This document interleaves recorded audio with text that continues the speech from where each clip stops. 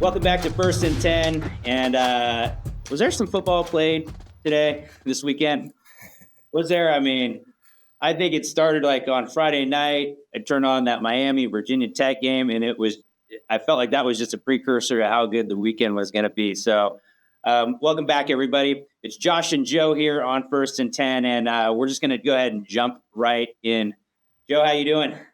I'm good. I'm great, man. Thanks for having me again. And last week you gave one of your overwhelming statistic for last week's games. This week I found one, and it was turnovers. I was thinking like every game had a lot of turnovers, and it'll be fun to get into that later.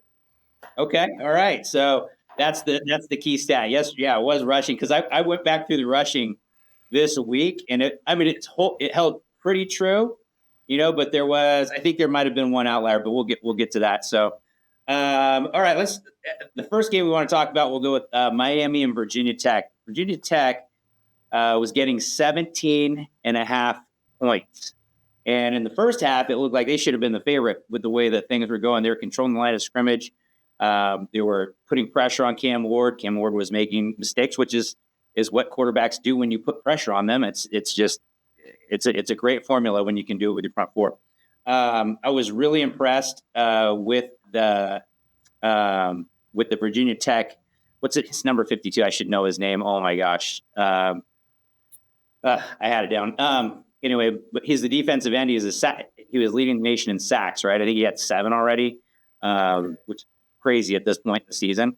And then from a game control, I thought in that first half that Miami was just out of sync, and Virginia Tech was just controlling that game kind of at the beginning. At the end there, Cam Ward, I felt like he had his, quote unquote Heisman moment. I don't know how much of a Heisman moment you have when you're against a 2-2 team, but it is what it is. It was that chest pass, where he steps up in the pocket, he gets hit, he's boom, just get rid of the ball, kind of more like it was like a shovel pass or whatever. It was real. Did he go like this, or did he? I don't remember. In my head, he went like this though, like just kind of got it out. I mean, and then that it had everything, and then obviously the Canes in the second half were able to run the ball a little bit. They were able to get loose a little bit, and then the instant replay that probably shouldn't have been, in my opinion, it shouldn't have been overturned. I think they got the call wrong on the field first, is what it felt like to me. I felt like they got the call wrong on the field first. But when they called it that way, there was no way that there was video evidence to overturn that call. I didn't think personally. So tell me your thoughts. Give me something kind of on that game. Yeah, I'll just start up where you just left off. There's like two things right now. Probably a lot of us fans have troubles understanding in college football, and it's targeting and the video review, because like you said, the call on the field probably was wrong. I thought so too. I thought like the Miami guy was already like laying out of bounds, trying to pull the ball out of the Virginia Tech guy's hand. So I thought maybe that's why they made that call, but it didn't look like there was like 2 Virginia Tech players struggling for the football. So I wasn't sure if either one of them really had possession per se before maybe they went out of bounds or the play was over. But the call on the field was a touchdown, and I just don't understand, like you said, that where the evidence to overturn it was necessarily.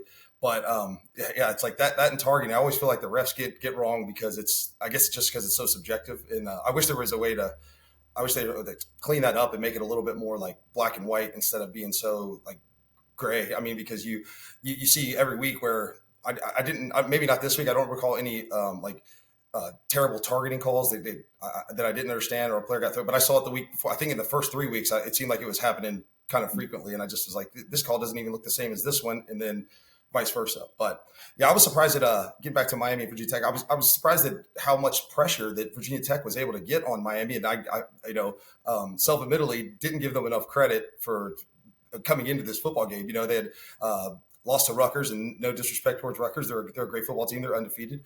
And I don't know. I wouldn't be following Virginia Tech too closely. So, but they played a hell of a game, especially down in Miami. I wasn't sure how much the weather. I didn't really think to factor that in, but I didn't think that it appeared to affect the game too much or anything. The fields didn't look like too sloppy. I've seen worse field conditions, but Yeah, and Tootin, Virginia Tech's running back, being able to run for averaging 7 yards a carry, he broke off a couple great runs. But then, at the end of the game, Virginia Tech just couldn't quite get there to pull off that upset, even though I kind of think they did. So they outrushed Miami 206 to 165. And so there's a little caveat on the stat. You got to be able to stop the run. I don't consider a team getting 165 yards stopping the run. I feel like Miami was able to run in the second half. They'd really stopped them in the first half, and they were really controlling that game right there. But good job on Miami for showing some grit. It's the first time they've really been tested, this season, and it's going to be really interesting watching them next week against Cal. Now, I had that game as a game day is going to town, so I thought it was going to be kind of a sleeper under the radar type. But now there's all this attention, going on that game. So, that can definitely matter. They're not going to take them lightly. That's what I do know. So yeah, absolutely. Yeah.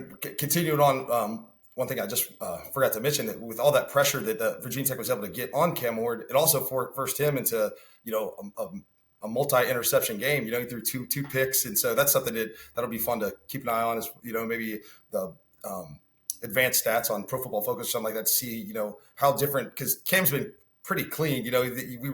He's been all worldly against the Cupcakes in the beginning of the year, and now that they're getting his conference play starting up, and these teams are definitely not what he was playing at the beginning of the year. That'll be fun to watch and see. I didn't really follow Cam Ward too much at Washington State last year, and before he got injured. I mean, I knew who he was, and I knew he was a great player. When he went to the transfer portal, I was kind of hoping Ohio State would stick their hand in there and maybe try to nab him. But I don't know if that was ever really a problem with him at Washington State per se. But yeah, it'd be something to keep an eye on for sure. Yeah, I think that's in general when you put quarterbacks under pressure, like especially playmaking quarterbacks, they'll tend to throw up some balls that are a little bit more risky. And I think that's what he did. I think there was that one that was a tip ball, but it was a ball that looked like it just really, maybe he doesn't need to throw that ball. Right. So as I was watching that, that's kind of what I was thinking, but you put him under pressure, you put him under rest. And that's why every quarterback in the country, essentially their quarterback rating is much worse when they're under pressure. Right. But he came back to his, they came back and he was able to make that drive at the end that was clutch. That's for sure. That was, they hit on everything they needed to hit on. And I thought for sure, I felt like Virginia Tech I thought they were going to win that game almost the whole entire game. I felt like they were going to win that game. So they really controlled it, from a game control perspective. But that's going to be a good one. Them going to, Berkeley is going to be an interesting one. Moving on to Oregon at UCLA. So Oregon, to me, they showed who they are right now. And who they are right now is they're up 28-3. Humming, right? Humming. 28-3, about to go up 35-3 right before halftime, and they throw a pick six. And it's just like, what happened? Guy slips, still an ill-advised throw. It's just like they were kind of toying around, and I felt like they just mentally kind of let off the gas a little bit, and that's all it took right there. And then all of a sudden, you think you're going to go up 35-3, game over, right? And it's 28-10, and UCLA gets the ball back. Weren't able to do much with it, and they obviously it was 34-13. But that third quarter was pretty ugly in that game, and that was it's credit UCLA for playing a little bit better defense, I think, in the third quarter. And Oregon's defense played good all night, only allowing 2 field goals. It's fantastic. And then but the offense was really Jekyll and Hyde. The running game struggled in the third quarter. They were doing whatever they wanted early, and then in the third quarter struggled a little bit. Then they kind of figured it out in the fourth quarter. And I think part of me thinks that towards the end they were just trying to all right, let's just take our win and get out of here. Like there's no point in getting any more style points. They went really slow, methodical, and just kind of ran the clock down. And UCLA is just they're not very good. They don't run the ball. Oregon won the run game 156-54. Third down efficiency. This is a crazy stat though. Oregon was 9 of 15 on third down, and UCLA was 1 of 10. And so that stat really kind of stuck out to me. But UCLA ended up covering. They were 24-point dogs, and they ended up covering that. Lost by 21 or whatever. Um, Oregon has MSU coming up in their tune-up game for the Buckeyes, and so we'll get to. I'm sure we'll get to that game this week, but that'll be obviously looking forward to the Buckeyes game. The Michigan State game will be an interesting one. Hopefully, they're not looking past it because Michigan State showed a little bit of fight. Like they're not a laydown game. Michigan State's not a laydown game. We'll get to that in a second. But give me your thoughts on the Oregon UCLA game. Yeah, like you said, Oregon played well. It was kind of Dylan Gabriel. He's definitely you could see, as far as the beginning of the year to now we're in they're playing their fourth game of the year and the progress, as far as didn't the Idaho game kind of working through stuff. I mean, they're slowly ramping up, like you said, to that Ohio State game. And you could tell there UCLA, like you said, not very good. I don't think they've scored over 20 points this year for Deshaun Foster. I thought it was one of those games that that they got it to the lead, and then it was almost they knew they were already good enough to beat UCLA, and they didn't have to do anything too extravagant or too flashy, and they were just able to get through the game, like you said. And towards the end, like you had mentioned, it felt like they just were ready to just be done with it, no injuries. Let's just get out of here and move on to next week. And we expect them to win big. I think like you said, we both had them picked to cover, and UCLA ended up getting a little backdoor cover there or whatever. But it was a good game, and so I'm so anxious in a couple of weeks for that October 12th matchup. Yeah, it's getting closer. Yeah, getting closer. So yeah, not much else to say about that one. I think you just win and you go home and you prepare for the next one. And I think that's what the Ducks did. I could tell you that Lanning, just looking at his face on the sidelines during that pick six and beyond, they showed his face a couple of times, and he didn't look very happy in the second half. Like you could tell there was just a lot of frustration building up that's the Jekyll and Hyde you get.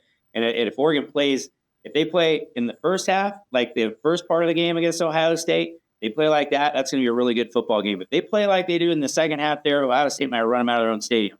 So I think they're going to have to clean some stuff up, and they got a week to do it, So next game. I was just going to say, coaches hate the polar opposite of halves like that. There was one, I remember one with Urban Meyer, and he had taken all the starters out, and I think Joe Burrow was still the quarterback at Ohio State. He fumbled the ball. Urban was so upset about it. He put all the starters back in because he was like, he just didn't want. They hate to see that sloppy type of, or just maybe a team shutting it down per se, or not. Just it frustrates the coaches to see the polar or the tale of two halves like that. I'm sure. Yeah, I think so. I think that's a tough one to watch. I mean, my phone was blowing up with text messages. Like, I can't watch this. Chill out. You'll be fine. You guys are going to be all right. All right, Kentucky. This game. Wow, this game right here. I tell you what. Kentucky with the upset so far, I would say that's the upset of the year as of right now. Went down and beat Ole Miss 20-17. They controlled the game. That defense looked every bit as good as it did against Georgia. They shut down Lane Train in their offense, and Jackson Dart looked very pedestrian during that game. The first half stats, as I was watching, I made sure and grabbed those first half stats. So Kentucky had 77 rushing yards, and Ole Miss had 32. At the end, did I pull that at the end of the game? Maybe I didn't. But so time of possession though. Here's another key stat though. Time of possession though for the game was Kentucky had 39 minutes and 43 seconds to 28 minutes and 17 seconds, which is they doubled them up in time of possession. And then on third down, this was the stat that really stood out to me was Ole Miss went 1 for 10 on third, and that's just, you just got to say good job. Stoops, defensive minded team, did a really good job, I thought, running the football when they had to, and just staying in that game, in control of the game. There was a key. Let's see. The fumble with 5 minutes left in the red zone. That was big. And then Ole Miss, they hit on some of those explosive plays early, and then they just shoot themselves in the foot. It was really interesting. And this is what I'm talking about. I was talking about on the last show about like when you play cupcake, and you go through a schedule like that, and then you're tested, and they had just come off of seeing Georgia, and all of a sudden it took them the game to catch up with the speed in which Kentucky's defense was playing. Like it was like all the things that they were hitting on, they weren't hitting on all of a sudden, right? And then it's like, how did your team react? And it wasn't enough, So I mean, just really. The other thing is, I think they had. Did Kentucky have 8 passes defended? They were in the hip pockets of the Ole Miss receivers all night long. Those guys were there. There was a lot of throughout this whole weekend. There was a lot of good defense by the DBs playing. Like I think there's a couple games, and this might have been one of them where there was like 8 passes defended. That's a lot, in a game. And so I just thought that, and Kentucky was playing some true freshmen in a corner on one of their corners. And I just thought they did really well and were ready for anything that Ole Miss was thrown at. Yeah, that was you laid out on a prediction show. You laid out the scenario that UK would have to do when they went down to play Ole Miss, and that's exactly what they did. And it went exactly the way that you said you possibly could see that going. I drank the Kool-Aid again, and I'm a sucker for flashy offenses, even though I like watching them. But if you could do what UK did, you make Ole Miss kind of get in the mud with you and play your type of game. Then it don't matter how flashy your offense is, because it's not they couldn't get it going. So I was real surprised that like you said, how they were able to make Jackson Dart look pedestrian and not really, I guess, go off the way he's been going off, earlier in the year, but it does fall back onto that schedule thing. And Stoops is a really great coach for UK. It's like they get transfers in the portal. They recruit Michigan, Indiana, and Ohio really well for like those like 3-star players, maybe a low 4-star. They can get the kind of leftovers from what the bigger teams per se don't really get around the tri-state, around Kentucky, Indiana, and Ohio, and they get the most out of those guys. I'm always impressed when I was impressed with what they were able to do to Georgia, and they were able to learn from maybe being a little too conservative in that Georgia game to Brock Vandagriff goes down and takes them the game-winning touchdown drive, and after a missed field goal for Ole Miss. And so it was impressive, and it was fun to see. It was fun to watch, and of course that prediction I made was way off, but kudos to UK and Stoops. That was a fun game to watch. Yeah, I could see that one happening. I said I could see it, but I was too chicken to actually bet on that. But I was definitely taking Kentucky points. But as I was watching that game, I was kind of hitting myself in the head like, why didn't you just predict that? Why didn't you pick that? Because it's hard to see. It's hard to bet on something like that, right? It's like it's an instinct. You're going like, hey, can I bet on this? And Ole Miss looks so good up to that point. It's they looked unstoppable there. So I think there's going to be some recalibration of expectations happening there, because Ole Miss, we'll get into that, their schedule. I mean, they have, I see at least one more loss on that schedule, and we'll see how that affects their playoff hopes, because that one definitely puts them in the red zone of not making big plays. So in the danger zone. All right, so Michigan 27, Minnesota 24. Another crazy game. It was just like we had good game after good game after good game, man. There was another one. So Minnesota was getting 10 points. They ended up covering. Didn't look like they were going to cover at all. Looked like, as you said, it looked like the Wolverines were going to just run away with it. Jumped out 21-3. Minnesota battled back with a furious fourth quarter effort. One of the catch that what was the receiver, Jackson or whatever his name was, the left-handed catch going as he's he's blanketed. Zeke Berry's got him blanketed. He just reaches up, catches it, ends up spinning around into the ground. That's one of the best catches from a difficulty perspective. That has got to be one of the most difficult catches you'll ever see. That was incredible. And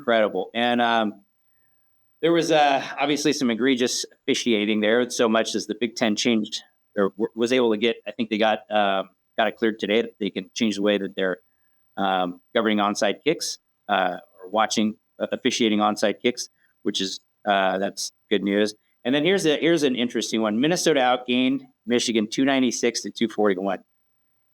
Michigan, though, they won the ground game. Here's that key stat, 155-38. So Minnesota could not run the ball. Obviously, playing defense, playing physical defense, and being able to run the ball is a really good recipe for success. My final thought on those guys is they are on borrowed time, though. You saw the cracks in the fourth quarter. I'm sure. I'm sure that when you put that many miles on your defense, it's bound to happen, right? And your offense is not able to throw the ball again. I mean, it'll be amazing if they get to 100 yards passing in any game this year. It really will. I saw him. I mean, Orji threw a couple good. He threw a couple good balls. Like I'm not going to say that he doesn't.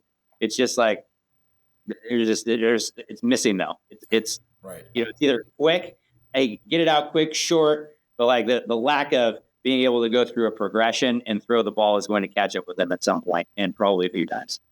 What are your thoughts on that one? Yeah, that Minnesota rushing stat was. I mean, that's you. You're gonna have to. You got with that Michigan defense. It's a very good defense. I mean, their teams 3 years past they had amazing, great defenses. This one's still very good. Don't get me wrong, but like you said, I think the fact that the offense doesn't generate enough like production and the defense is just on the field all the time, and I think that that does wear down. That does wear on a defense and wear down a defense, and so. Maybe that had something to do with the fourth quarter outburst of 21 points by Minnesota, but unfortunately for them, they were only get 38. I think it was 38 yards rushing, or I think is what Minnesota had. But and we didn't see Orji run the ball quite as much. He didn't, as the USC game, and that was probably because it was like a break in case of panic mode because they just switched quarterbacks and they knew the formula to win that USC game and use it. I think they knew they were going to beat Minnesota, and maybe they thought they could work on Orji's passing or work on the passing game a little bit better. And they were, like you said, they almost got to 100 yards passing, so not too bad. I was going to text you before the game and ask you over under on 65 yards passing for Orji, and I forgot to do it. But I mean, they're still a tough out. I mean, Michigan, they I'm sure we'll be talking about it week in and week out until they play themselves out. But like you said, I believe they're on borrowed time. I think that, unless I think Tuttle, or I think that's his name, the actual quarterback, he got injured. He was supposed to be their quarterback to start the year, but then he got injured, and Warren Davis, he ended up being the guy they go to, and now they switch back to Orji. But unless he can maybe heal up, and if they're going to be able to play him this year, that might change the prospects of their season as far as I guess I'm concerned. I just don't think that it's gonna. We say it week every, but they're going to be able to maintain and continue to have success against some of the better teams, because that fourth quarter outburst has to be a little bit concerning, because it proves like how that defense was to maintain that to keep up with the offense all game long. It was hard for them to do, and Minnesota fought and clawed their way back into that one and made it a great game. Yeah, that was an interesting one for sure. I'd kind of chalk that one up to a big loss, and then I looked back, and so I flipped over and watched some of it, and I was like, oh wow, they like that was in that. I cannot believe that onside kick. I mean, that is the fact that you can't review that is a little bit ridiculous, because I mean it's a critical call in that game. Minnesota had all the momentum at that point. It was like, I mean, that's just game changer right there. I mean, literally. Absolutely. So I'm glad they were able to address the rule and get it dealt with quickly. It does. I mean, that's a consolation prize if you're a Minnesota fan. But and good job on PJ Fleck. I mean, they fought till the very end. They were down and out, and they came back and they fought. And that team, they showed definitely some grit there. All right, so moving on to Arizona, who traveled into Salt Lake City, Rice Eccles Stadium. They were plus 7.5 and covered. And they ended up with a 23-10 win, a dominating fashion, I might say, which doesn't happen a lot in Salt Lake. But Arizona was the more physical team. They dominated it up front. They outrushed the Utes 169-84 on their home field. Yards per carry tells a story that is 6.5 yards per carry for Arizona and 2.9 for Utah. So that run defense, and then you have a true freshman playing quarterback. He threw some ill-advised throws, 2 interceptions, and I'm kind of kicking myself a little bit, like, for not seeing that coming, because I thought Isaac Wilson was good, but like he's not great, and I think you saw it, and it's not. There's no knock on him. He's a good quarterback, and he's going to be a really good quarterback, but he's young. He was just playing high school football. He's young. There's a big difference in there's just a big difference in the two. I mean, he's playing, big time college football and not playing any patsies now. And it's just like he's making some of those mistakes on throws where he's not even, there was one of his interceptions. He didn't even look like he accounted for the linebacker that was right in the path of the throw. He just threw it right to him. The Arizona defense, this was one of them. They had 8 PBUs or, passes defended. And then they held them to the Utes to 0-4 on 4th down. And they were just, again, in the hip pocket all night. Utah did a good job against T-Mac. I think he only had like 50 yards. I think it was a low for the season on him. But it didn't matter. It didn't matter. Fafita got what he needed. They got the matchups they needed. He threw a couple. Noah Fafita looked really good scrambling and keeping, extending plays with his legs, and then remaining a passer, throwing it downfield. And I thought Arizona did everything they needed to do. And I can tell you, the Big 12 is a mess right now. Kind of reminds me of the Pac-12 from years past. I think the Big 12 just kind of stepped in there and took over this mess of a conference already this early in the season, because there's no clear dominant team. I mean, BYU's there, but to me there's no clear dominant team. And I think BYU, is it BYU Arizona this week? I think it is. Yeah, I think that's this week. So that conference is gonna be a week by week deal. Like K-State, they crushed. We didn't even talk about Oklahoma State, but K-State, they thumped Oklahoma State. And I think K-State is the class of that conference as of right now. I'm sticking with my Avery Johnson, guy there, and or it could be, who knows? Who knows if it could be Arizona with the way that they just. I mean, that's as impressive as it gets going into Salt Lake and winning like that. What do you think? Yeah, I was. If you'd have told me that Arizona was going to pull off the upset, and win that football game, but T-Mac wasn't going to be the leading receiver in that game, I wouldn't have believed. I wouldn't know how they were going to do it. I mean, he's so such a big part of their offense, and they were able to do it without him. But it's fun. I think it was 2 weeks I've been joining you on the show now, and I think both times we previewed Utah both times. And one thing I bring up is the fact of how balanced they are on passing and throwing the ball. I mean, I'm sorry, passing and running the ball. But Arizona was actually the more balanced team in this game.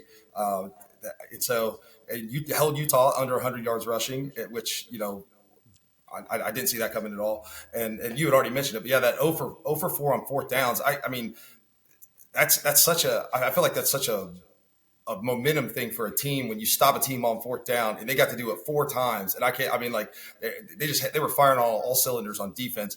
Arizona only had 6 missed tackles that whole game. And that was amazing. I mean, that just goes to prove, an amazing stat. Back on how disciplined they were.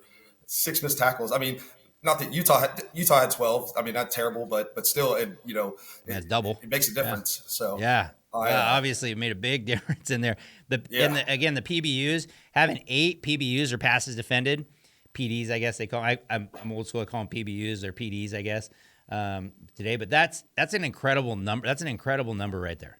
That really is, having 8 in a game from a defensive backfield. I think those are really good numbers.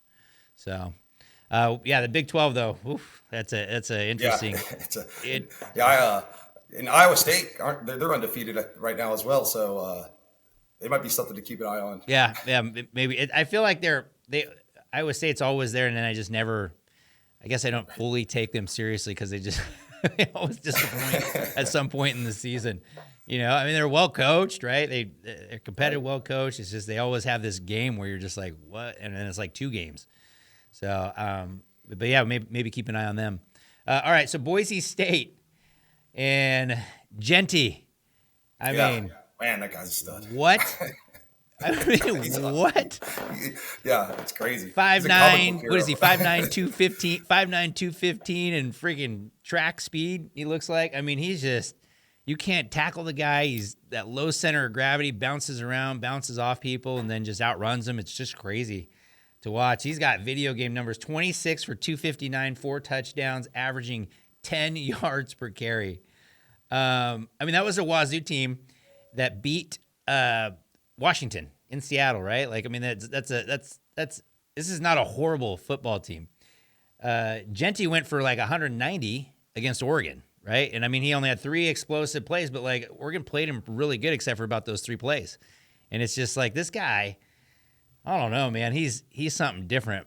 He is definitely something different. The Broncos, they're rolling. They've got a huge date with UNLV on October 25th, and it looks like a crash course there. UNLV, obviously, they have a game against Syracuse this week, which we'll see. That's going to be a big game for them, I think. But those two on a crash course is kind of fun because Boise State really, aside from when was that? Maybe 2000. I don't even remember the year where they played TCU. You know, like I think that was before. Was that before TCU joined the Big 12 or the Big 12? I think, right? Because I felt like they were both, they were both essentially Group of 5 or whatever we called them back then. But this is the first time they've had a Group of 5 team. It feels like that is. I mean, that you're looking at that game could decide who goes, and they could end up playing twice. I don't know exactly right now. Northern Illinois lost this week, which was a little surprising. To North Carolina State, I think. Yep. And so to me, these two schools, Boise State and UNLV have the inside track right now for that Group of 5 bid. What are your thoughts? Yeah, man, you know, I'll go the other side of the ball because right along with Genty on the offense, Boise State's got a really good defense too. I didn't realize they lead the nation in sacks. They had 8 sacks in this game. I mean, it was they got it going on both sides. And that's you know, when you can run the ball like that and you can get pressure on the other team's quarterback and wreak havoc with the defensive line. You know, that's a great recipe for success for a team like Boise State who doesn't match up everywhere athlete for athlete with some of these Power 5 schools. And you know, it's not a fluke anymore because, like you mentioned, he's done it against two teams that have more talent, or should on paper have more talent than what Boise State has. As far as like Oregon and now Washington State. I was so impressed with Genty watching that game. I've never actually got to sit down and watch a full game of Boise State's. Where I see all the highlights and when I review and I'm preparing, but I go into the numbers some. But to watch it happen live, I was amazed. My jaw was on the floor. That guy's very, very good, and he just continues to do it over and over. He's up to I think he's averaging 211 rushing yards a game right now. That's just guy video all by game himself numbers is producing what a whole team's offense usually produce after a game.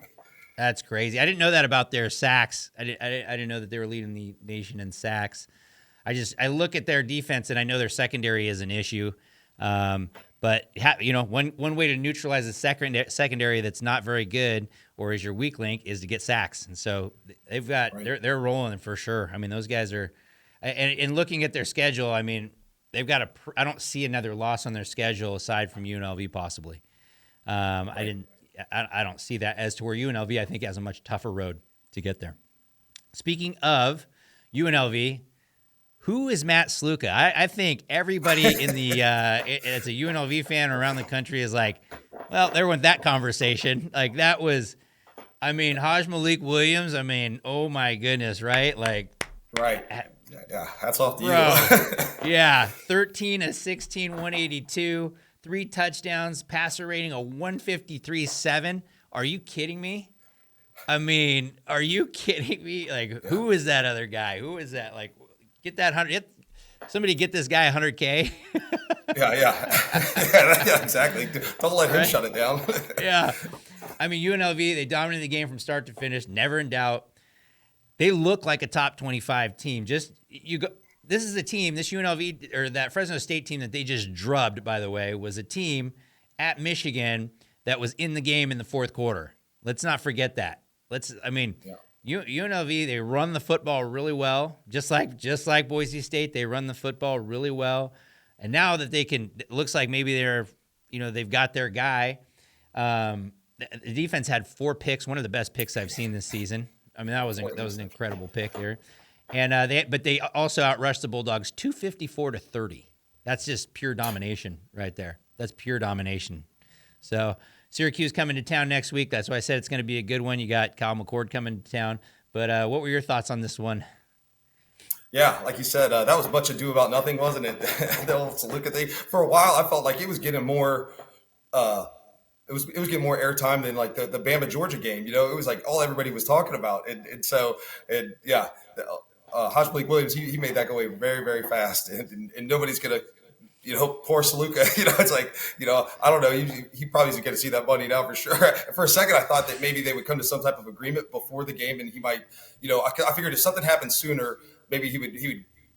The longer it went on, the worse outlook I thought it was going to be for any chance of him to return. And I thought maybe they might find some middle ground, and he'd be. But yeah, they'll be fine. They'll be fine. Yeah. UNLV looked the part, and that guy was a stud. And then it's like, I'm sure everybody's, they're questioning like, well, how the hell did he get beat out by Saluka, who was completing 40% of his passes or something? The stat you gave, it was 43% of his passes.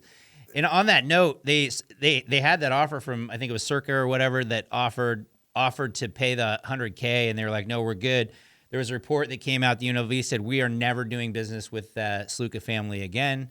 That's that. So to me, what happened? And there's also a lot of rumblings that what was happening was he got offered more money and then or to transfer or something, and then he just tried to leverage and play that game. And so, and the way that UNLV reacted, to me it seems like they believed exactly that to be the case, because that's the way they act. They're like, bye, good written, see ya. Like, we don't want to talk to you ever again. Like, you treated us like that. And so to me, I thought like this is going to be a lesson learned for a long time on what not to do in the NIL era there, because Saluka, when you you're throwing 43% passer, and all of a sudden your backup comes in and he goes 13 for 16 for 182. Now, let's say he maybe lays an egg this next game, but as of right now, it looked like Saluka was holding this offense back, is what it is. Exactly. Possibility that we overvalued Kansas.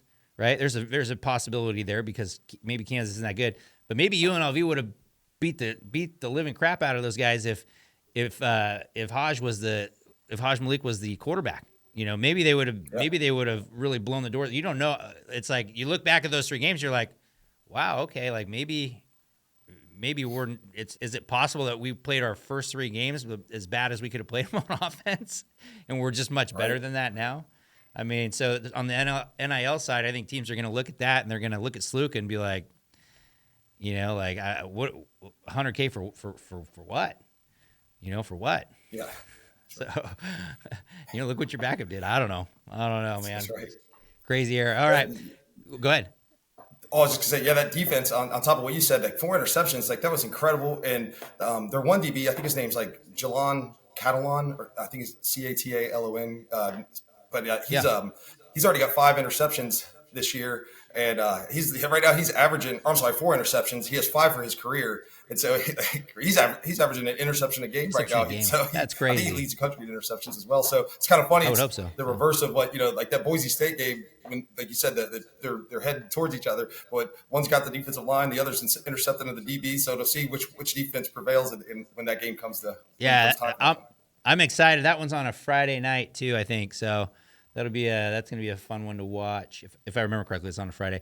All right. So Clemson 40, Stanford 14. Clemson they were 24-point favorites at home, and they covered. Now that game, here's what I'll say about that game. If you just look at the score and you didn't see the game, you'd be like, oh, well, because our predictions were right. I think you had it 41-14, I think was your prediction on that one. You nailed a couple of them, by the way. It was that one, and I think you nailed the Notre Dame Louisville game too, on the head. You wrote. I got that one. I'm gonna start calling you Joe Stradamus, bro. Like that. That is impressive. All right, so that game though, Ashton Daniels threw 4 picks, right? 2 in scoring position. And that, to me, like if you look, Stanford outrushed Clemson 236 to 150. 236 to 1. That's a pretty dominant. Now, they didn't do enough to qualify for the two things, right? The stop the run, because allowing 150 is not stopping the run, which we already talked about. But they, at 236 yards rushing, that's against the Clemson defense. It's impressive. That's impressive, right?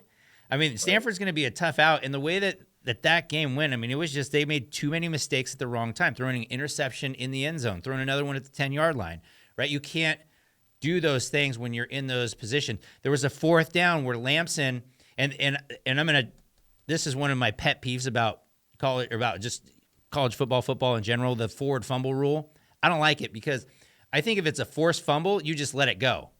Because it's not like they're trying to the whole purpose of that rule is so offenses don't get yards they didn't quote unquote earn. If you fumble the ball and it goes at risk and then your teammate recovers it up there, it was a forced fumble. Obviously, they weren't trying to get an advantage. The ball's just simply at risk. The defense made a good play. I think that, and you had that situation where with Justin Lamson, I think is a backup quarterback. He gets like a first down on a fourth and somewhere around midfield, but he fumbled the ball behind the first down marker, and then his teammate recovered it in front, and but it didn't matter. It goes back to where he fumbled it. So I would definitely like to see that rule changed. That if it's a forced fumble by the defense, so if it's on contact forced fumble, that is it doesn't matter, right? It doesn't matter who recovers; it goes where it was. So that rule just kind of bothers me. But yeah, I remain as impressed as you could be with a 40-14 loss. Obviously, late Clemson put on some, they put it to them later. But I felt like Stanford really was a victim of their own mistakes and having a young quarterback, and a quarterback is just making too many mistakes. So what were your thoughts? Yeah, Stanford was like you mentioned, moving the ball on Clemson. So that was impressive in its own right for Stanford to be able to do that. And then 2 weeks in a row flying to the East Coast, and they get in there on Friday, and then they got to do it again. And so next week they got to almost got to do it again. They got to play Notre Dame. So I mean, it's like those poor guys haven't got a break. So you think they could have squeezed a bye week for them or somewhere in between there to get all this like constant East Coast. But I guess that's the new life of the ACC, as far as like going back and forth like that. But yeah, Micah Ford, the running back, he was averaging 8 yards a carry. I mean, it wasn't as if the Clemson defense shut Stanford down. They were just opportunistic. They were just able to, capitalize on, like you said, the few mistakes Ashton Daniels made. And is he still injured? Did you hear anything about him? Or no, I did see. I haven't heard his status. I don't know. I don't know if he is or isn't. I didn't look that up. But yeah, I know he got injured in the game. But I didn't know. The last I heard is Stanford's coach said that he he didn't have an update on him yet or whatever. But I didn't know if anything had been mentioned about that. But Klubnik, he threw a pick, but he also had 5 TDs, and so Clemson is just slowly working their way back into that playoff picture, and everybody kind of wrote them off for dead after that Georgia loss, and they just kind of. They haven't had any eyes on them, much publicity. They're just slowly working through things and ramping that offense up. So, if they were to make it to that title game and maybe they face Miami or something like that, that one still looks like it could be on the horizons. They're not out of the picture whatsoever. I mean, they're still in it. And so just keep winning and advance. Yeah, one thing is Dabo's going to have his guys ready if they get in that situation, and he's got athletes, right? They have guys. They have guys. I don't. Something about Clemson though, like I don't take them, I guess, too seriously yet, because even that win right there was not that impressive to me, right? That wasn't like it's not, and maybe Stanford. Troy Taylor's a great coach. Maybe Stanford's a little better, than I mean, I shouldn't probably laugh at that. That's like probably a solid win, for them. I mean, they did just go and beat Syracuse, and like you said, they're traveling across the country, and they're doing. I mean. That's like a welcome to the ACC, like a route, like, okay, you guys wanted to join us, like, all right, here's your schedule. Like, you guys go play this schedule here. Right? It's like a break. Yeah, exactly. But it'll be interesting. So yeah, I mean, we'll keep an eye on Clemson. Notre Dame 31, Louisville 24. Notre Dame covered. They were 6.5 point favorites. They covered. I felt like this was an evenly matched team, and I felt like Louisville maybe is the better team after I watched this game. Louisville had 437 to 283 yards in that game. They had the Notre Dame defense, though, perfect time for turnovers. They had 8 passes defended, and they held the Cardinals to 1 of 5 on 4th down. And so for Louisville, it was too many mistakes. Tyler Shuck looked good. Like, he did a lot of good things. He had one, that sidearm throw of his was absolutely just, I mean, that was as impressive of a throw as it gets in college football or any level, really. That was a great, I mean, that was like throwing a Frisbee. And he did some good things. Couple boneheaded turnovers, though, was really the difference in that game. You can't give Notre Dame the ball at your, whatever that was, 10 or 15 yard line off that botch punt, or maybe it was inside. No, it was inside. It was like at the 2 yard line. I think they gave it to him there. And then the other one was when Tyler Shuck broke it open. He looked like he was going to go for about a 30, 40 yard run. At the very end, they stripped him, and then they come down short time later and score. And so that was the difference in the ball game right there, were those 2 plays. I mean, that's Louisville literally. I mean, they 437 to 283 yards is crazy, and losing. That's a crazy difference to lose with. Yeah. You agree? I agree. They, I mean, Louisville jumped out to a 7-0 lead, and I thought, oh boy, Notre Dame, it just don't look good for you. But I mean, to their credit, that was the only time they led. Notre Dame was able to get it together, and that their defense. Notre Dame reminds me of that Dennis Green quote. It's like, they are who you thought they were, because they don't have a good offense still. Their defense is bailing them out. I mean, it sounds kind of familiar. It sounds like another team from close to Indiana, a little northern in Michigan that I can describe. Yeah, but, true. But yeah, I mean, Marcus Freeman, he just, I don't know, they can't get that offense going. They were only 2 of 10 on 3rd down, but unfortunately for Louisville, they went 4 or 5 times on 4th down, and they were only able to get 1 of them. So it's like in another game where turnovers, so many turnovers. 3 turnovers for Louisville and Notre Dame's defense. Yeah. So it just makes all the difference in the world. And I think what we keep mentioning and what we keep talking about is like, one team, the losing team, has all the stats, but those turnovers just erase all that, because they're always at the wrong time in the red zone or on the other side of the field. It's like you leave a team with short field position, and they don't need to throw the ball all over the field, or they just need to get 10 yards to score 7 or 6 points, 7 points, and it bails out the team that's really not getting any production from their offense. And it seemed like it happened again in this game too. Yeah, definitely. If they played again, I mean, I would definitely pick Louisville if they played again. Louisville held Jeremiah Love to 34 yards rushing. I mean, like, they were doing their part too. It's just those turnovers killed them. That was it. I mean, you can't give them the ball, whatever that on that punt there. So that punt, when he went to recover it and the guy dives at it and it goes, was it down on like the 2 yard line, 3 yard line? I mean, that's like boom, instant score right there, just instant score, and it's deflating too. So the Tyler Shuck run, like, that's deflating. Like, you just cracked off because you're down in your, like, your own 5 yard line or whatever. You crack this big run open, but your quarterback does, and he gets all the way down. You're thinking like, hey, let's roll, let's go, and then he fumbles it at the end. They get it, and then boom. Those are 2 humongously deflating plays in the game, and they proved to be the difference. All right, so Penn State 21, Illinois 7. Illinois covers 17.5. They were getting 17.5. But Penn State outrushed them 241 to 34. There's your difference in the ball game. They won the turnover battle 3-0. Kicking game was abysmal for both. It was 0 for 3. Katron Allen had 102. Nick Singleton went for 94. So those were almost 200 yards right there. And then the Penn State defense had 7 sacks, and they stuffed the run, obviously. Illinois, we talk about Brett Bielema. Make him one-dimensional, and your odds go way up if he can't run the football. I mean, way up. And Drew Aller was just, he was Mr. Efficient is what he was. He didn't, nothing great, right? He wasn't like a world beater, but he doesn't have to be. He doesn't have to be when you've got a defense that can hold a Brett Bielema offense to 34 yards rushing. That makes everybody's job a lot easier when you've got a defense like that. And that's I thought Penn State, I mean, they look good. I think that's a good win, for them. Now, was it super clean? No, not super. It's not the cleanest win, but it was dominant. I thought it was fairly dominant when even though that game was, it was 7-7 midway through the third, I think, right? And then, Right. and then it's 14-21. But against Illinois, I mean, 7 points late or 14 points late might have been, could have easily just been 30 or 40, with the way that they play offense. So, what were your thoughts there?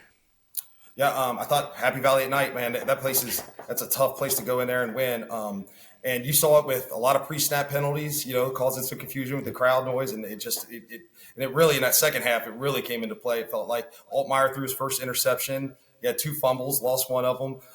Abdul Carter for Penn State defense just wreaking havoc. He had 2 sacks. That guy's a stud at defensive end. He played linebacker last year. They moved him to defensive end this year, and he's it's finally it took him a little bit to get it going. And I'm sure it looks the easy move on paper. Like I'm going to move this guy who's really good at rushing the passer and as a defensive end, and he'll be that much closer, and he'll be able to get to that quarterback that much quicker. But it hadn't taken off. I don't think the way that I thought it was going to when I heard they were moving him to a defensive end. I thought maybe he's going to be an instant impact, and I'm sure there's a little bit of a learning curves per se is all the intricacies of learning that position. But he's he can get after the quarterback, that's for sure, and he can disrupt the an offense. Get in just not let alone get into the quarterback, just causing, disruption on all the plays that he's in there on. So, and I was, like you said, Drew Aller was efficient. He, like the flip side of the coin, like in Louisville's lost Notre Dame, so he didn't turn the ball over. He let his defense play. So he did exactly what Drew Aller needed to do in this instance. And, not cost him anything. He managed the game quite well. And that running attack with Singleton and Katron Allen, that'll be a fun debate or to watch back and forth. Like I really like Michigan has 2 good running backs in Khalil Mullings and Donovan Edwards. Donovan Edwards isn't really getting. I think he's a lot better than maybe how he's performed this year. But and then you have Singleton and Katron Allen, and for Penn State, and you got Junkins and Travion Henderson for Ohio State. The Big Ten is loaded with these like two starters. These guys would be starting on any other team. The ones that sit, maybe not in for that series or that play. But that's got to be a beautiful problem to have in a headache for opposing defensive coordinators. But it was kind of like Illinois was playing their game in the beginning, or that first half at least. And I think the crowd, the talent edge, and just that rushing attack was just too much to overcome for Illinois. They were able to kind of overcome some of those. Their offense, like I mentioned before, like they don't do anything spectacular, but their defense has been able to give them good opportunities, get off the field and get the offensive ball. And Altmaier hadn't made any mistakes this year, so he hadn't thrown an interception until this game, and it just what we thought was going to happen happened. I mean, they did, I guess, cover, but there was no doubt. I didn't think that Penn State was going to lose that game. It was close in the first half, but the better team won out, I thought, in this one. Yeah, it was. I mean, the first drive they come down, Illinois just came down, made it look really easy and scored, and it's like, whoa. Okay. Yeah. Like, whoa. All right. Here we go. And then not scored the rest of the game. It's like always the worst, right? You come down, it just seems easy. Boom. We're going to run these guys. And then all of a sudden, like, nope, not happening. And not so fast. Penn State just kind of, I mean, it was quiet there right after they scored. All right. So Ohio State traveled to East Lansing and won 38-7. Joe, you called this one. You saw this one coming pretty much as it went to about how you said. They dominated the Spartans, making them one-dimensional. They outrushed them 188-49. My takeaway was Jeremiah Smith is incredible.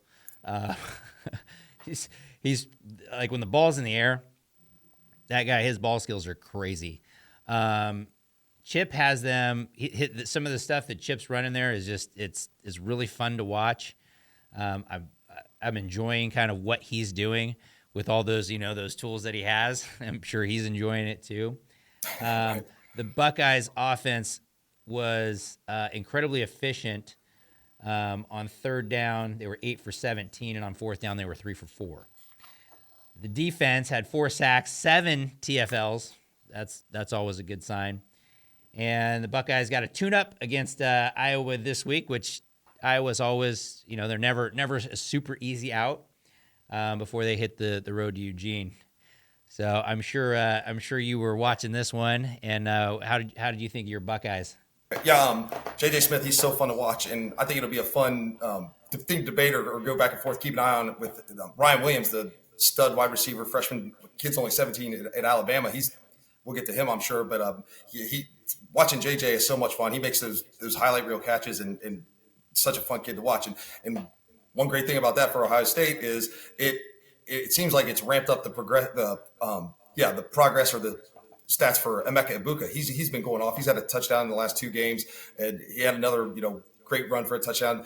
After Jeremiah Smith, takes the end around for a touchdown, then he makes that acrobatic one-handed catch at the end zone from Devin Brown. Will Howard got knocked out of the game. I was a little concerned at first, but he came back, no problem. He finished the rest of the game. Michigan State, man, they have a turnover issue. They've already committed, 10 turnovers, 3 more in this game. Childs, he's risky back there, but I mean, he's decent. He's a good quarterback. I mean, like you can see the talent, I guess, that's there, but man, he makes some ill-advised throws. And Will Howard also made an ill-advised throw. I wasn't too happy with that interception he threw. Kind of, you've mentioned in the past the stat about him when he's under pressure, and that's what I thought about too. A guy was blitzing. Travion picked up the blitz, off the left side, but it was just I don't know if he rushed it or he just panicked or what he did. I mean, the quarterback kind of jumped the route a little bit, but I thought that. I don't know. I didn't think it was a good play by Howard whatsoever. But, I mean, having said all that, Ohio State won the game comfortably. Michigan State, I was, somewhat impressed in the first, obviously the first quarter, it wasn't really all the way up to midway through the second quarter. It was still a football game. I mean, it hadn't until Jeremiah Smith started getting going. The offense started, taking off and they started scoring some points. Up to that point, we had a football game, and I was, I wasn't, sweating it per se, but I thought, okay, Michigan State, they're not backing down. They're up to the challenge, and eventually talent wins over, and turnovers again. 3 turnovers in the red zone. It's never going to win you a football game against a higher ranked opponent. That's for sure. It's not going to win many football games to begin with, but not one against Ohio State. And as good as their defense is, it was nice to see a tight end get the touchdown. That was a concern of mine. Like going into it, I wanted to see the tight ends get one. G. Scott got one. That was good. I'm still a little bit. I don't know what's going on with our linebackers or their linebackers. I thought the play would be a little bit better, but I'm nitpicking, I guess, at this point. So it'll be, and then I'll definitely be watching this coming week when Michigan State and Oregon play, just to do that comparable opponent kind of thing. Yeah, the transitive property. right. The dangerous thing to do. Right. Yeah, the Buckeyes, their defense to me is so the offense, they can run the football, right? And they're running it. So they're doing the 2 things I think that you have to do to be elite, and that's run the football and play defense. And so they've got those 2 things locked down. At least as of right now, they certainly looked at that part. Until somebody can stop the run against them, they're probably going to cruise, I would imagine. So if they end up going to Eugene and they can run the football, I think they're going to be just fine. It's going to be interesting if you can make the Buckeyes one-dimensional and make Will Howard throw the ball. I think that is where I would see a team having an advantage on them and putting pressure back on Ohio State's great defense to see, because Ohio State's defense, they don't have to, they're not on the field so much, right? They don't have to be. They don't have to be on the field as much as, I mean, they're on the field as much as you'd ever want them as a Buckeye fan, right? Like they're, 3 and outs. They stop the run. They just look the part. They're physical. They're fast. You don't like the linebackers. I don't see as many mistakes as you do, but I'm not nitpicking them so much. To me, they flowed, they run fit, pretty good. But either way, but I think what you got to do is see those guys on the field for an extended period of time and a couple drives and some adversity before you're going to really know, really kind of see what's there with Ohio State's defense. I mean, I think it's really good. And again, Chip, and the way that Chip's always been run game, right? He's always been run game first, and he's really developed as an offensive coordinator into, pass game and some cool passing concepts and whatnot. But at the core of what Chip does, he's always been run the football. And so to get guys like at Ohio State and have an offensive coordinator that is that dedicated to running the football good, and then players that are that talented to be able to execute it, it just is like, look out, look out. So, yeah, man, I'm looking forward to the game in 2 weeks, and I hope we don't, hopefully there's no upset this next week, that neither of them take their eye off it, because I think that matchup in Eugene is going to be a big one. It's going to be a good one. Yeah, absolutely. Yeah. I'm looking forward to it. And yeah, to your point with Chip Kelly, I think it's helped Ryan so much, because Ryan's been under a lot of pressure to give up play calling duties, and he just could not do it. He says every year he's going to do it, and he's going to give up play calling duties. Couldn't do it. Can't do it. Always has to have his hand in there. I mean, it's his baby. That's what he's always done. He was an offensive coordinator, but it's thank goodness for Chip Kelly and them, being able to work something out to where he would come to Columbus and take the job as offensive coordinator, because obviously they have a prior history together. Everybody, I think, knows about that. And I think it's helped Ryan to slowly move away from having his hand in I know he still can make a call and override Chip here and there, but I don't know if he's going to do it. I mean, Chip's got a pretty strong personality, and he learned from Chip. That was his mentor. So it's like he trusts the guy. And as an Ohio State fan, this year has been a world of difference in between, like from a play calling perspective. So many times we would get frustrated with we knew the talent was there. We had a decent offensive line, but it was like the play calling didn't make any sense. You're just running into, even when the defense has numbers, the box is stacked and Ryan's just running into the defense. It's like it was frustrating, maddening to watch. Chip being here solved that problem. The run game is taken off, which the O lines look so much better. I don't think it's a coincidence, because the play calling has been better, and it makes everybody look better and feel better. Yeah. Yeah, and so Ohio State, I again, they were my preseason pick for national champions. Chip's a big reason why, because he's there and he's, and then that defense coming back. And so one of the big competitors, the two big competitors that they could have now apparently, is Alabama 41, Georgia 34. Game of the year, game of that game, that was just incredible to watch. So one thing I'll tell you, having watched Kalen DeBoer, and the way that his teams play in big games they can throw a knockout punch and haymaker early if you're not ready. And I've seen his teams do that. Last year's Pac-12 championship game, they came out and they almost knocked Oregon out in the first quarter. They were up, 14? They were at 20. They were up 20-3 at one point, and they had Oregon to a fourth down, I think, at the first possession of the third quarter, and Lanning, from the zone, I don't remember what it was, 30-yard line or something. He goes for it. They get it. They end up driving down and scoring. And in the mid part of the game, they came back and they actually had the lead. But DeBoer's teams, this is what they do. They get out early and they just make you spend so much energy clawing back, and then they're able to make plays down the stretch when they need to. But, I mean, Georgia – I had not seen that being down 28-0. I mean, being down 28-0 and getting a lead of any type in any game is unheard of. But to do it in that stadium, in that environment, and you lose the turnover battle 4-1. To me, I looked at that game and I went, okay, here's they play again. Okay. Jalen Milroe went 27-33, 374, 2 touchdowns, looks the part of the Heisman. Alabama outrushed Georgia 177-30. Georgia, on the other hand, was 5 for 5 on fourth down. Beck threw for 439, a lot of those in the second half. But a lot of times they were in do or die situations, and that hitting on 5 of 5, you're probably not going to do that again, right? But you're also probably not going to lose the turnover battle 4-1. Is probably not something, and hopefully you don't go down 28-0. They looked like they were in absolute shell shock. Like Georgia, Kirby's face was like, but I got to tell you, that's why Kirby is one of the greatest, because a lot of teams just give up at that point. But Georgia, they stayed in, they fought back, they just boom, boom, boom, stayed in the game, and I mean all the way down to the last meaningful play of the game. I was a little bit. There was a couple of things that kind of stood out to me. One of them was, it seemed like that Ryan Williams catch. First of all, Ryan Williams is incredible, right? Like him or Jeremiah Smith. Like who's like wow. Just looking at those two, I'm just glad they're not on the same team somewhere. Right.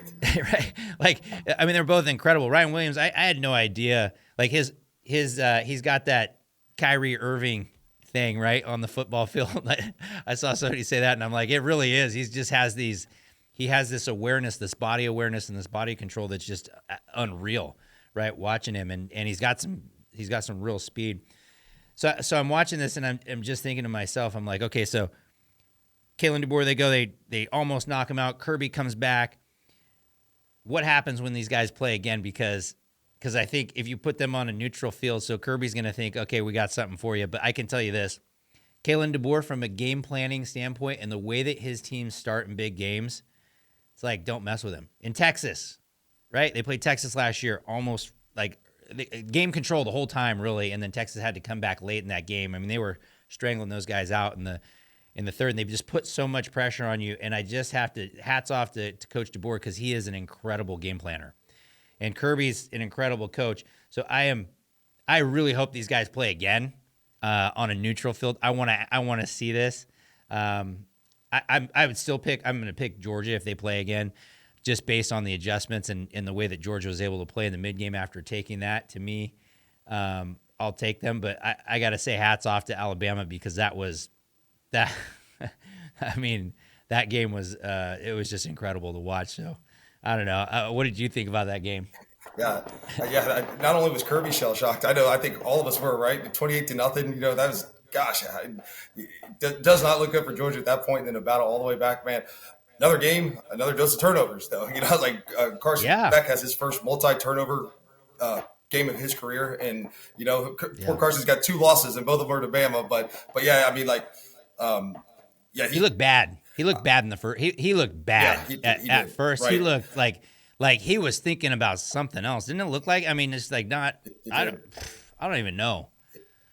But I was surprised at how bad, I mean, the numbers, the offensive numbers are through the roof for both teams. And, I was very impressed with Jay Milroe. He, of course, I always knew he could run. We always knew that and stuff. But man, the way he was able, and he always throws such a great deep ball as well. That's always very impressive. And something he's always been able to do. It's funny because it's actually the shorter passes it seems like he has trouble with sometimes that cause him issues. But yeah, not in this one. He performed very well. And Ryan Williams, obviously. Yeah. Also, I was surprised at how bad the DB, the secondary play for Georgia was. They had 9 missed tackles out of their secondary and their safeties. And it's bad if your safety's missing tackles. Malachi Starks, he had 3 missed tackles on his own, their starting safety. And so it's like that causes for a lot of big plays. And you just missed tackles again. I always like to check that stat, and I was just blown away by how many their secondary had. 9 is a lot. That's the first I'd heard of that. Yeah, that's the first I'd heard of that, and I was going to mention the secondary, so that pass that one to Ryan Williams where they go up 40, the game winner essentially, where they go up there. I mean, DB's in a good position. He has to locate the football. It just looks like he did. Right. It looked like he lost the football, and then on the other side, when Carson Beck threw that ball, I mean, he didn't. First of all, he didn't throw it far enough or high enough. Right, the ball, but it didn't look like a very good throw. Right. That one he didn't put it deep enough. I mean, you've got the bigger, stronger guy, right? You got to throw it up high and let him go make a play. And it was. I mean, but kudos to Alabama for making both of those plays, right? And Ryan Williams locating the football and then making an incredible spin move on that. That was. Yeah. He said when he did it, he said when he did it, he felt like he was moving so slow and he was just waiting to be tackled. I said, it didn't look slow. That thing, that happened real quick. I thought it was incredible. Yeah, it looked like he was. It looked like he was thought maybe he's going to get tackled and then realized I'm faster than this guy and just blew right by him on it. But that first juke where he just he hit the brakes and then did the spin move, I was like, wow, that is. Those guys ran into each other and still couldn't tackle him. Call me impressed. I was impressed with Jalen Milroe, the 27-33. So I've been knocking him as a passer, but here's what I will say: Kalen DeBoer, he makes quarterbacks better. This is obvious. This is not an anomaly. Like every quarterback that he's had now is really good, and so that just tells me he knows. They know, right? They know they make it simple for the quarterback, obviously, because the quarterback he's thrown for a lot of confidence he was throwing with. And at one point, I don't remember how many passes did he hit in a row. It's like I don't know. It was a lot. His first. It was a lot. Yeah, I forgot to write that down too. But yeah, you're right. Yeah, that was pretty impressive too for Jay Milroe. Yeah, I was like, and then when he runs the football, I mean, that guy's fast. He's huge. Yeah. It's just like he's like he's the character you create on NCAA, right? Like you're like, oh, that's me. That's my guy. I do whatever I want on every single play, right? Rocket arm, all that. So I go hats off to him. Maybe I got to rethink if he was as good a passer as Penix Jr. or not. There's something about when he throws the ball that makes me think that maybe he's not as good, and maybe it's that mid-range touch pass that's not there, or maybe there's something there. But obviously, there's certain passes where he's just, I mean, he's real good. So I got to think he's the Heisman leader at this point. At least for me, he is. I know, Cam Ward would be up there too, but I got to think Jalen Milroe's in pole position right now. Yeah, I agree. Yeah, he had to jump to the front of the pack on that one because he performed, out of this world in a game that, obviously against Georgia. That's just, he had a bunch of highlight reel moments for in that game. I mean, Alabama did what, I mean, that's exactly what you want if you're Kalen DeBoer, how to start. And I would encourage people to go back and watch Washington last year in big games. And when they're in big games, they just know how to turn it up, right? They knew. And that's what it's telling me, is that Kalen DeBoer knows how to prep his team, because that offense looked unstoppable in the first two quarters. I mean, they looked unstoppable. It was incredible. And they got a safety. Remember that they had a safety, which looked like so that one too looked like a miscommunication, because it looked like there was a deep ball. Like the receiver was supposed to go deep because he kind of hitched and then almost like a pump and go a little bit, but there was so much pressure he had to throw it, I think, early. And it looked like there was a receiver supposed to be there. So that's an interesting one. But so you win the turnover battle 4-1, and you get a safety. That's a very big recipe for success. Absolutely. The concern points, if you're DeBoer, is, guys, we were up 30-7. Right? We're up 30-7, and what was it? Or was it 30? It was 37. And then how do we end up, being down 33-34 at one point? Like, whatever happened in that mid part of the game, we got to fix. Right. For all the good that was there. Yeah. You gotta be also just, I don't know, he's concerned about letting them right back in that game. Like a team's, you're up 28-0 on a team, or 30. It's like, how do they come all the way back into that football game like that against, got to be some questions about your defense, right? A little bit to let them allow to score that many points and get back in it. Yeah, exactly. But they did the thing that you got to do against Georgia, and that's shut down the run game. And so Georgia's going to have to go back, and they're going to rethink their run game. They've had 2 games in a row now where they have not run the ball very well.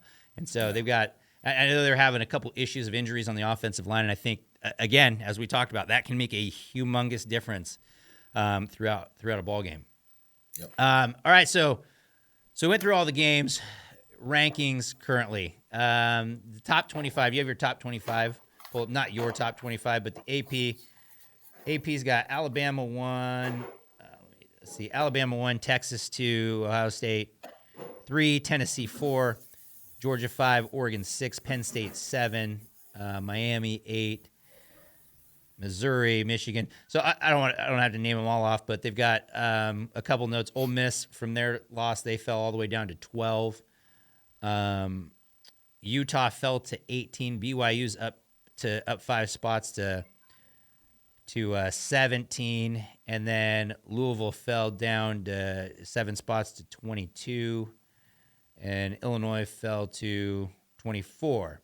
My only couple issues that I see right now at this point with the way Utah's playing, I don't see them as the 18th ranked team in the country. It's quite a big flip. I never realized from having them as my playoff, right? But I thought, Cam Rising was like, when is he coming? When is that dude going to come back and play football? Until he comes back, they're sunk if he doesn't come back. Yeah. That's my feeling on that one. And then, UNLV being ranked, I think they deserve to be ranked. Indiana's there, but Rutgers, Rutgers, that's my only issue too. Yeah, right. Rutgers, watch out. That's a tough out, favorable schedule. You were saying it, right? Right. And I don't understand how Rutgers isn't ranked. I mean, they're 4-0. They beat Washington. They beat Virginia Tech. What do they have to do to get ranked? I don't know. Maybe, I guess, join the SEC. I don't know if they get them ranked. If they're 4-0 in the SEC. But I don't know. I kind of feel bad for Greg Schiano. But I'm sure he's using that as motivation and as fire. And he probably likes laying under the radar a little bit. He probably don't want a bunch of, unnecessary publicity about Rutgers however long it's been since they've been in the top 25 or whatnot. Maybe he likes flying under the radar and just continue to win these games. And like you said, no Ohio State this year, no Oregon this year, no Penn State, no Michigan. That is crazy. We were talking about. Who does Greg Schiano know on the scheduling committee? I mean, that's unbelievable. That really is an unbelievable. You miss all 4 of those teams. consider the four, top teams in the conference, and you don't have to play any of them. That's great. Unintended. You better make best use of this year. That's for damn sure. Yeah, unintended benefit of an 18-team conference for them, right? Like, hey, yeah, bring in some more. Like we could keep it like that. Yeah, right, oh exactly. my gosh. So, all right, so let's get to the playoff rankings. So end of season rankings. So I have Ohio State as 1 now. I don't think they're gonna lose. I think, it's a spoiler, but not a spoiler. I don't think they're gonna lose to Oregon and Eugene. I think that I think they've got a great chance to run the table this year. They just look the part to me. They're doing the two things: defense travels, running the football travels. Right, those two things travel. And I think they're just really good and really talented. And I don't even think they're playing their best football. The one caveat is what I keep saying is if a team can stop the run against those guys and then make them throw the football, to me that's the recipe to beat them. That's what I see is you got to make Will Howard throw the football and throw it often. And if you can do that, I think you can win that football game. But until somebody can do that, that means stopping the run game, which is I think a bigger task than most defenses really have. Georgia I got as 2 still. And so you're going to be like, what? I'm projecting the end of the season. So here's what, I alluded to a lot of this in the takeaways. I don't think if they play that game again, I don't think that's happening that way. And so I made the same mistake last year with Oregon and Washington, thinking if they replayed that Oregon would come out and a lot of people thought Oregon was going to beat them in the rematch heading up to it. And blow them out, because the way that the two teams played. So maybe that's a DeBoer thing, but I think Kirby's a different beast, and I think Alabama doesn't want to play them again. Probably would be my guess. Right. So I've got Georgia 2, and that means I think that they're going to beat Texas. I think that they're going to beat Ole Miss, and I think that they're going to beat Tennessee. So I think those 3. I think that 3 game, and I think that's going to boost them up. And I think Alabama, I have them losing to Tennessee. So that's the game that I have them lose. So I have this kind of there's a 3-way split there. But I think Georgia with a couple better wins than what Texas is going to have is going to be there. I don't know how the conference championship is going to play out. So right now I'm just going to assume that Georgia if they win out, they're going to be in that game. I've got Miami at 3 right now. Little shakier than it was before this game, but I think also maybe they didn't take Virginia Tech all that serious. Maybe it wasn't their best performance. It certainly wasn't their best performance, but it was enough, and they're really good and they're dangerous and good enough in the ACC. I have K-State right now, which I plugged in. So I have K-State in as the Big 12, and as I told you, that is a mess. Could be K-State, could be Arizona, could be BYU. Who else? You know what I'm saying? I don't know. You said Iowa State. Look at it's a long season in the Big 12, and they've just taken over the Pac-12's old role, in my opinion. Then I've got Alabama 5, Texas 6, Tennessee 7, Oregon 8, USC 9, Penn State 10. Ole Miss I have sneaking in at 11. I'm a little shaky on that pick right there right now because they're definitely off schedule after losing that Kentucky game. And then UNLV I have in as the group of 5. My first 4 out, I've got Missouri, Notre Dame, Boise State, and Michigan. Even though I think Michigan's, I'm probably going to remove Michigan. I think they're a 3 or 4 loss team is what I see this year with those guys. Yeah, I do too. Yeah. So yes. Yeah, all right. So yeah, what do you got? We got quite the different bracket. That's what I like about this. So, Talk me through yours. I've Bama at 1 actually. I thought they showed me a lot. I was very impressed. I've seen Georgia's run game now get shut down, like you just said, twice in a row. And I wonder now if teams they see what UK did and they have better athletes in UK, and so Kentucky, I should say. They have better athletes in Kentucky for the most part. I would think some of the teams like Tennessee and Alabama again, if they were to face them, and then some of the other teams are going to play in the SEC. I wonder if they could take that recipe and use it, and not that it's breaking news that if you shut down the run game, you have a better chance of beating the team. But it really seems to be a kryptonite with Georgia. Because they've come close to dropping 2 now. So. And I was so impressed with Jaden Milroe and the way he was able to, orchestrate that offense. And yeah, they might have some difficulties on defense right now as far as issues with letting them back in that game. But Carson Beck's a great football player. He can throw the ball around. Some people project him to be the number one quarterback taken in the NFL next year. So I kind of give them a little bit of a margin for error for that, the defense, and I think they'll figure it out, get it together. I love what they've been able to do on offense, and it's not the same. Not that Nick Saban's offense was boring or anything like that, but man, it just seems like it jump started that offense, and it's been a lot of fun to watch. Ohio State, I have them at 2. I don't have them at 1 simply because I'm going to do the old resume game, I guess. Like Alabama's got the better resume at this point, but I think they'll eventually get there. And once I want to see them get tested the way that Bama just passed that first test in a major way, and I want to see that in a couple weeks, October 12th, and then I might reshuffle that. I think at 3 I actually got Clemson. I'm starting to become a believer. I'm starting to believe in Dabo, and I think that as high as I was on Miami, I really question their offensive line and ability to protect Ward.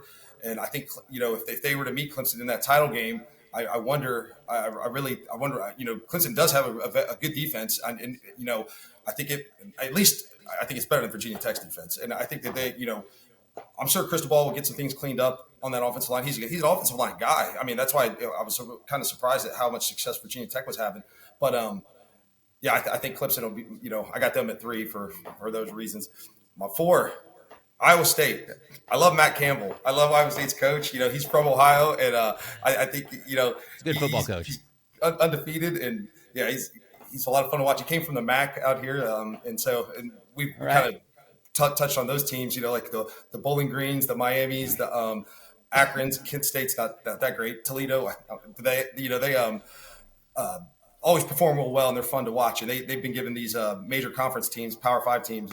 They're a handful this year in NIU, like this. So it's a fun conference. And he coached well in that conference for a long time. I always fear that James Franklin's going to get fired from Penn State, and they're going to hire Matt Campbell, and there's going to be a sleeping giant over there at Penn State. Because he's from this area and whatnot, and I'm sure he would take that job in a heartbeat if offered. So I just want to keep Franklin at Penn State. I like him there. But so I got Iowa State at 4. 5, I have Texas. I think I think they're right now. I think with their schedule, and I think that they.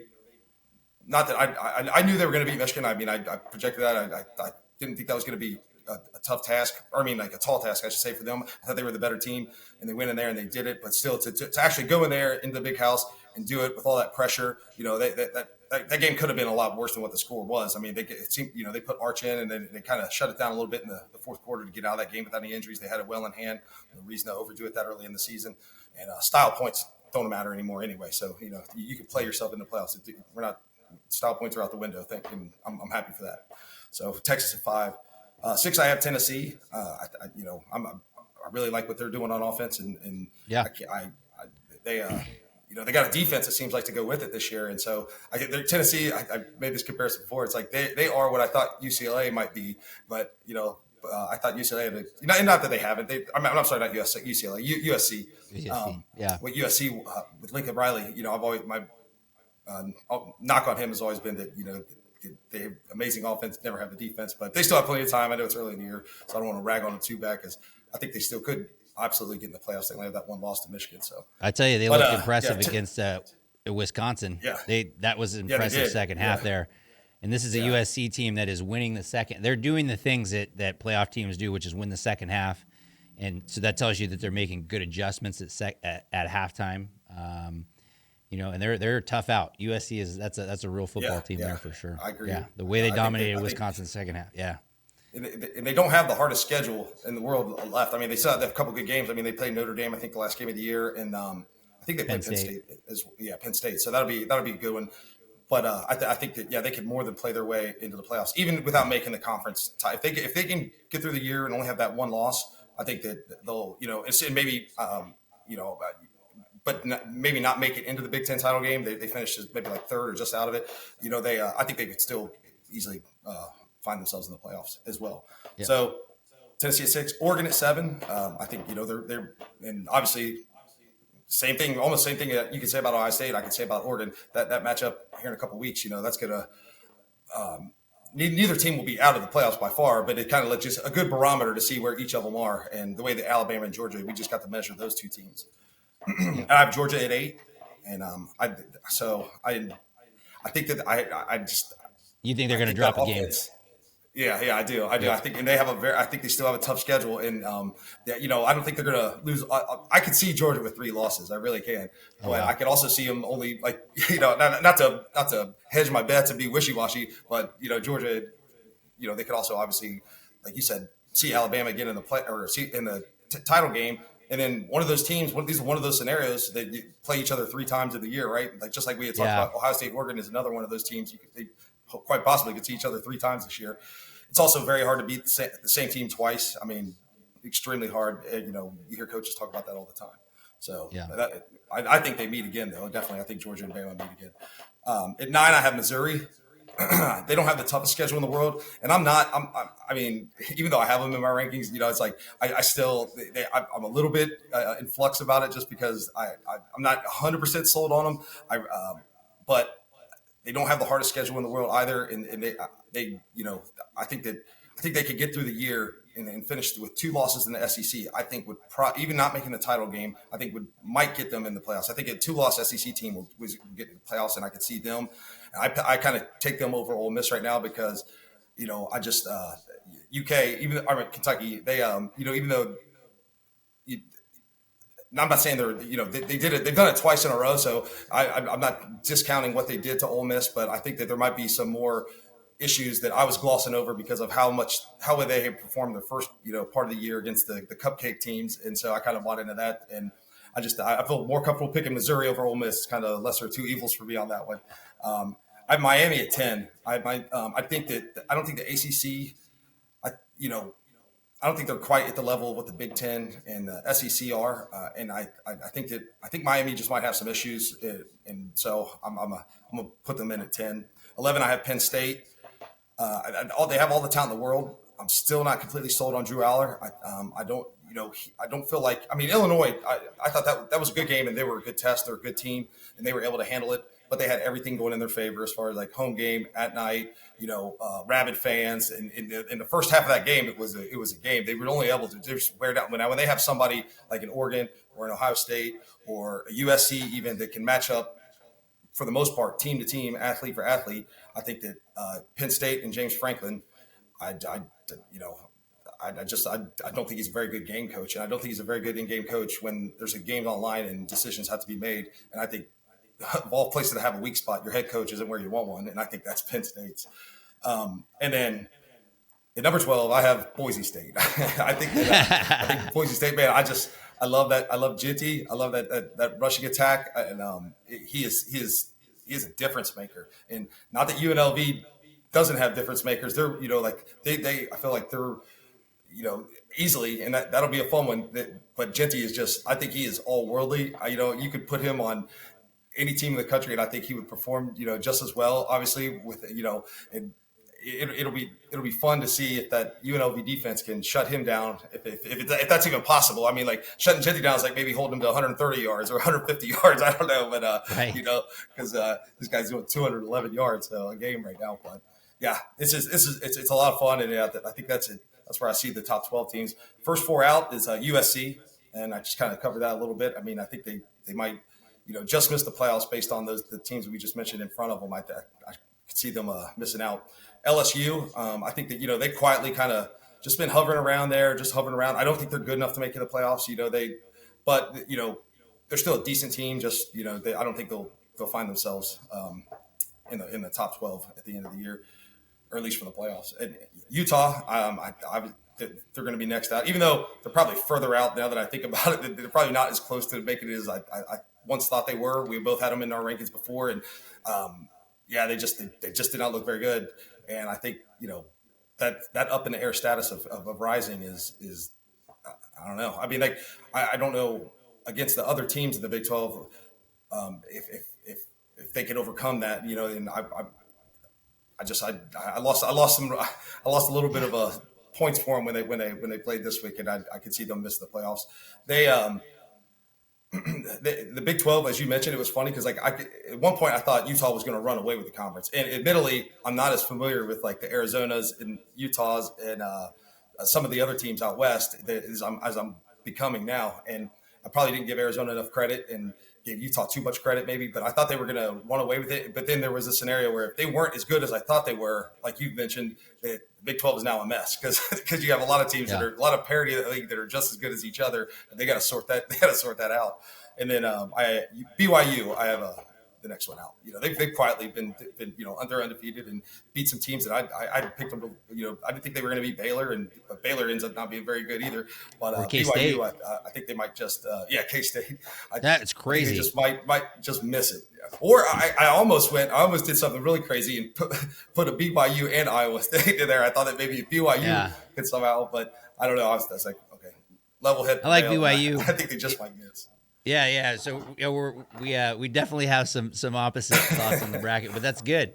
I mean, that obviously your East Coast and West Coast, we see things like different, which is fantastic because there's I can definitely see a lot of your bracket happening as you're saying it, and I'm like, okay, yeah, I could see that. So there's not a lot that I don't. Yeah, it's not a lot that I don't see there, but it's a long season, and so this is kind of what's fun about it. Absolutely. I mean, this is going to be interesting. There's obviously I saw the Pac-12 or not the Pac-12, the Big Ten and the SEC are trying to look at the renegotiating for 8 automatic, for each conference, 4 automatic qualifiers each conference. Which, if I look at college football based on this year, it makes a lot of sense. It makes a lot of sense if you look at the top 4 teams in each conference. I mean, they're loaded, right? They're loaded. So, I mean, that's the SEC probably a little bit more than the Big Ten this year. I mean, you got Ohio State, you got Oregon, Penn State's undefeated, right? And then you've got who do you put next? Right. Who do you put as 4 in the Big Ten? USC? Yeah, USC. I'd probably say USC right now. I mean, I think that they're probably right there, and then it's kind of like a hodgepodge of like Nebraska, Illinois, I'm struggling with Nebraska and Rutgers. I don't want to forget about them. Yeah, Nebraska's last. So this is where I'm struggling too. Is Nebraska? I'm wondering if they're as good as we thought they were because they haven't looked very good, and so I'm like, did we overvalue Matt Rule? Did we just kind of assume that? Like, I know I did. I think I made that assumption, and that kind of affects how now I think about. So you look at Colorado, right? Everybody's obsessed with Colorado. I don't really care. Like it's just entertainment, like they're not going to be there. They're not a legitimate playoff team, right? They've got some guys. They're really great entertainment. They're selling tickets. That's really cool. But from a football perspective, I don't see them as a serious contender. And they got the doors blown off of them by Nebraska. And so is the gap really that large? You know what I mean? Between the Big Ten and the Big 12, is it a huge gap? I don't know, but what I do know is that it makes sense to me that they're going to negotiate for those 8 spots, and they have all the power to, because everybody knows it's not saying it, is they can pull in the rest of the teams they want to, and those 2 conferences can leave everybody else behind and have their own playoff and control pretty much college football, at least the top tier of it, right? And so. Right. I think those 2 conferences, then the head officials, that they just had like a meeting over the couple days ago or whatever last week at the end of the week. They just kind of had a meeting, and I wonder if that makes the NCAA nervous. Like, these guys are trying to meet up and push us out, squeeze us out or something like that, because they've threatened that before. Well, hell, we can just form our own. What do they need them for? Tournament. Yeah, what do you need the NCAA for? Like, what does the NCAA do for you? Like, what are they doing for you in this day and age of NIL, in this day and age of now it's going to be the universities are able to pay the student. Now, the NCAA is supposed to be there to protect the student athletes in the game and all this, and they've done none of that. They've been they've been like a thuggish enforcement arm that just arbitrarily comes down on selectively, right? And they let some transfers play immediately, some not. I mean, obviously that's been rectified a bit, but it's just like in basketball that. Big time. They let some people have extra years, some people don't, and there's really no rhyme or reason for it. You can play immediately. You can't play immediately. And it's just like, it's a big mess because they don't have a grasp on this, is obvious. And so from the Big Ten and the SEC, why not cut the fat? You know what I'm saying? Why not cut the fat? It's a legitimate question. It's a legitimate question, and have your own regulatory, committee out Governing. there, right? Governing, and just do it that way and start over. Right. So I know that's going to make so many people uncomfortable. That whole entire conversation makes people uncomfortable, Right. But it's the reality of where we're at right now.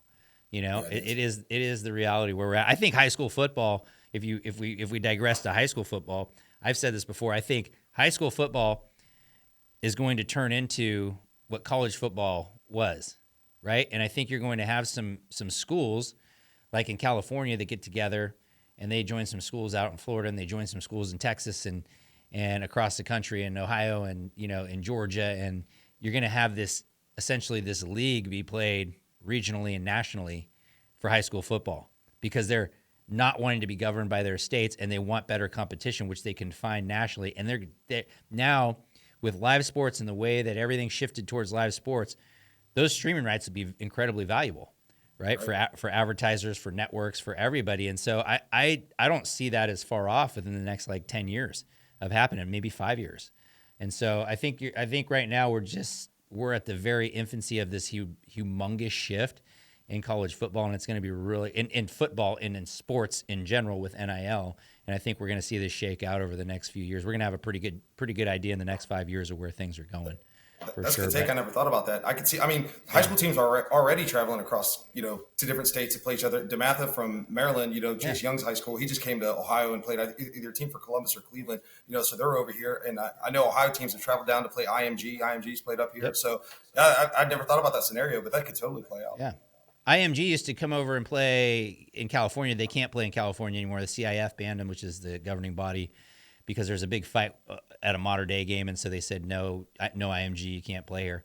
And so I'm sure that was so many years ago. There's no players on that roster that, it's kind of ridiculous to still think that they can't go play modern day, which are, those are two of the best, schools in the country. But either way, it's like, you'd want to see these really top national high school games. And I think that's what's going to happen, is you're going to just have these schools from certain areas, and they're going to be the schools, and these kids are going to go there and they're going to focus on football, and they're going to focus on, education is probably going to be part of it, but with everything online right now and what the kids can learn, I could see a total restructuring of how that goes, and them not wanting to fall under, the CIF or their state governing body, right? And have any regulatory oversight on transfers that can come in and who can play and when they can play, and all this is very restrictive, because in California there's 8 sections, and they're just different in every section. The rules seem to be applied differently, and so all across the country, you have these people that really are there and they want to see this game because it's a great game, and there's high entertainment value, and then you add the business aspect to it of high school athletes being able to be paid. I just don't see how it doesn't happen. Yeah, that'll be fun to keep an eye on, because I never thought about that, but that totally could play out the way you're explaining it. That's a good take. Yeah, and I think college football is, that's going to the super conference. It might as well, if those two conferences join, you're talking about a super league, quasi NFL model, right there. Why not? Right? Why not? Because if they get in control, they're their own governing body. They can make the rules. Right? Exactly.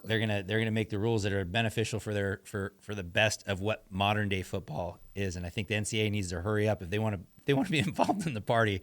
They're gonna have to hustle and make some changes. They dropped the ball with the NIL stuff. They had years and years to try to figure that out and get that under control, or at least try to work out something. And now, by doing nothing, they've created just the Wild West in college football. And I think if the Big Ten and the SEC were to create this super conference or alliance or whatever you want to call it, they could do that with some structure and with some rules to try to get some of it under control and go from there, and govern their own self, cut out the bureaucracy of the NCAA and all the whatever it is that they claim that they do. They could already do that with themselves in their own alliance, or whatever you want to might refer to it as, and it would get rid of this useless, needless body of government over college sports. It really, at least when it comes to football, I don't see really how they factor in anything, honestly.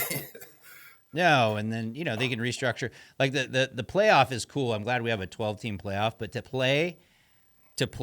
have to make the fans travel to these games. Like if you look at the NFL, Yeah. look at the NFL model, right? Like I don't understand. I mean, I guess I kind of understand because the Bull contract, but the Bulls, like you just got to let them.